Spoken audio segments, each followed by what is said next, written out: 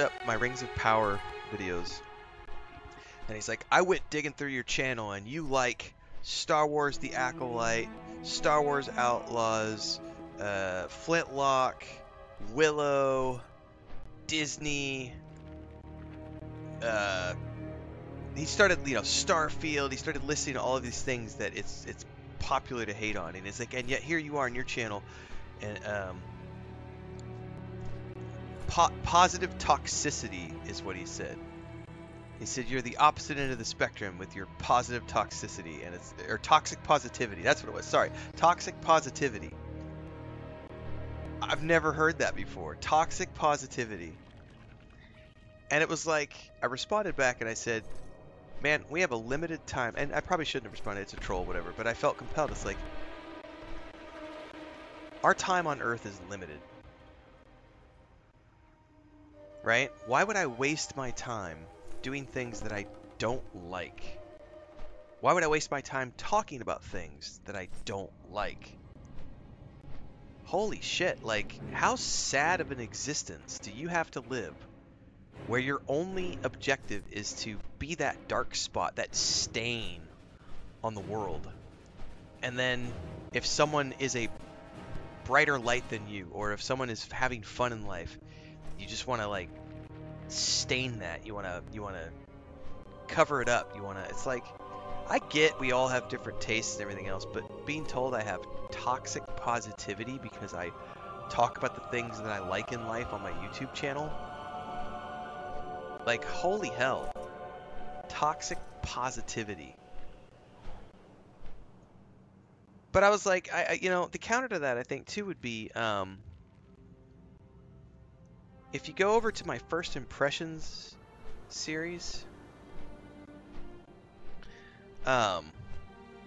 you'll find lots of things that I don't necessarily care for.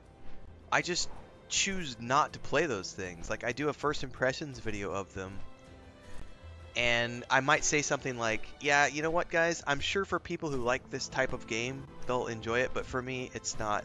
I don't find this to be something that I enjoy. I've definitely said that in probably 30 First Impressions videos. There are legitimately things that I try and I don't like, but I also am very protective of my time. And so when I'm looking at things that I'm going to play, or things that I'm going to watch, or things that I'm going to read, or the things that I'm going to do in my life, I always focus on, is that fun for me? Like, does that look like something I'll enjoy? If the answer is yes, then I'll give it a shot. Not everything is going to hit. I use the example of the Ascent every once in a while, I didn't like the combat controls. I didn't go out there and trash the game. I literally just said, I like the music, I like the setting, I like this, that, and I like everything here except for the controls. What I didn't do was I didn't go out and make a video about how the Ascent is trash and the developers don't know what the fuck they're doing, and they shouldn't be allowed to make another game because they don't know what the fuck they're doing. It's not that fucking hard, just make a good game. Like, I didn't go out there and make that video. I just said, you know what? I like everything about this other than the combat, and because of that, I'm just going to move on. I think for people who like this type of combat and all the other stuff, it's going to be a great game to play. It's that simple. Like, that's probably as far as I will go with the negativity. Like, I don't know what it is about the internet that has programmed these mouth breathers to just suck the life out of everything and just hate.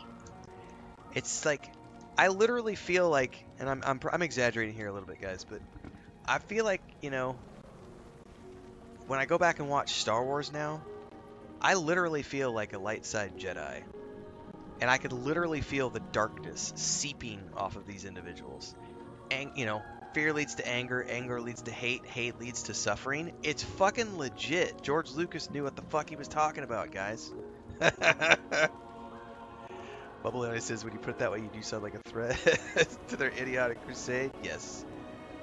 Stratica says, one thing we forget is how many of these trolls are just teenagers or adults who have never grown up mentally. Yeah. Stratica says, I found you when I was looking for an MMO and you did a review on the Lord of the Rings Online game. Then YouTube started feeding me more vids. And see, that's why YouTube's algorithm works brilliantly. It's also one of the reasons I do variety content on my channel, is because I do so many things that it's kind of like I will pop up on someone's feed somewhere if it's related to like Star Wars, Star Trek, Middle-earth, video games. But I do westerns too, though. Like I've reviewed some westerns on the channel because Chris and I like western films. You know, I do lots of different things. Obaloni says the real mind job is the brain rot that's so intense you can't possibly enjoy anything they don't enjoy. Yeah, I mean it's some days you have to have the mental fortitude to be able to do this, because there are some days when you go into YouTube and the comments section is just a cesspool. But I think you also have to look at that from the perspective of what actors and movie stars, actors, film stars, rock stars, anybody who puts themselves in the public eye, it is part and parcel with that. You sort of do lose that privacy. You lose that. You have to deal with it in essence. Like if you're a celebrity, you have to deal with the paparazzi, right? Like, and they won't respect you. They will treat you like shit. You know, they'll get all up in your business. And they'll get mad at you if you don't, you know. I feel the same way sometimes. But, you know, it's what we accept when we choose to have this be our day job. Stratica said, I watched one of your videos about how you plan your content, and it was super interesting. Awesome. Yeah, that was a request from someone. About how do I... That was recently, too, like a couple weeks back, I think. I think they were asking how I choose to schedule my games, or how I choose to play the games I play, something like that. But I've never heard of that term before, guys. Toxic positivity. And that I'm feeding into the exact opposite end of the spectrum. I don't really think that I do that. I definitely don't give games 10 out of 10 reviews. I don't even think Baldur's Gate 3 got a 10 out of 10 review from me. It might have. I need to go back and watch my final review. If there has been any game that's got a 10 out of 10, it would be Baldur's Gate 3. I have a lot of 7.5s, 8s to 8.5s, like 7.5s to 8.5s. There's a lot of 7s in there. I have a few 6s. But even a 6 to me means that it was fun enough that I played it all the way through. It just had some things that I thought were issues. But I certainly don't. It's not everything is toxic. So I feel like some of these people haven't watched my criticisms of the first season of Rings of Power, because I definitely ripped Rings of Power to shreds in my critiques of Season 1. But then Season 2 came out, and it's been really fucking good. And so many of those people who followed me because I was critical of Season 1 are now like, you're a traitor! How dare you! You no longer hate Rings of Power! I was like, I never hated Rings of Power. I was critical of Season 1. I never hated it. My wife loved it. And because she loved it, I loved it along with her, you know? And then this season has just been absolutely phenomenal. But I thought it was funny that guy, you know, there have been people that have gone out and tracked down all my other videos, and it's like, all this garbage that you consume. It's not possible that you actually like this shit.